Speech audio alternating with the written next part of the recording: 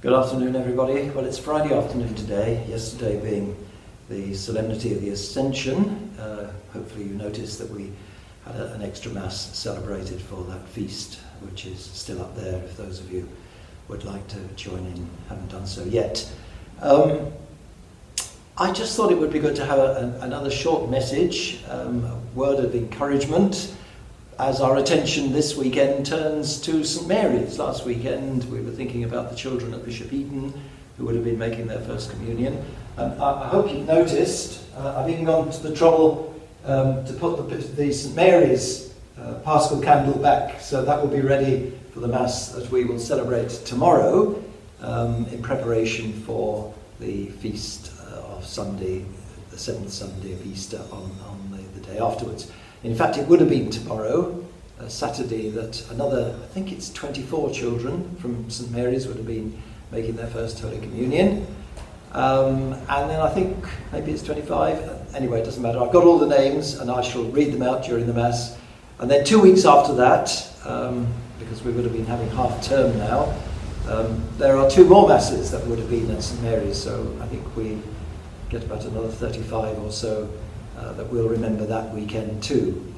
So last weekend I just got the impression that people were really appreciative of the way the children were remembered, and also at that little service that Father Michael Hennessy inspired me to organise with him, where you can have a little service at home around your own table at your own meal, breaking bread and inviting Jesus to come in. All that's up on the website, so please do look out for it. So tomorrow we'll celebrate the Mass for this weekend with the children at St Mary's very much in mind, and the families. And obviously every Mass that I celebrate in this way, we're celebrating for all the intentions of both parishes. So we're remembering those of you who are maybe struggling a bit at the moment. There's the added pressure about when the schools might be going back, and making sure that as far as possible everybody's kept safe.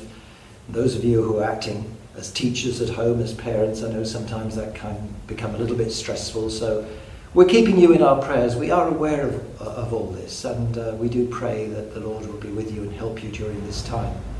And alongside that, as you know, we've had a lot of bereavement, and we do remember those of you who are mourning the dead, and those of you who are struggling, maybe with the actual virus, or maybe supporting those who have it, and so on. So the Mass is always offered for all those intentions, and just to remind you, we keep adding to all the intentions as they come in, and the Mass intentions that arrive, and usually keep one of the nice cards on the top here that people have sent. So there we are. And alongside that, there's just one other message today, and that's regarding these 9 days between the Ascension yesterday and the great feast of Pentecost, which is coming up on Sunday week, the gift of the Holy Spirit.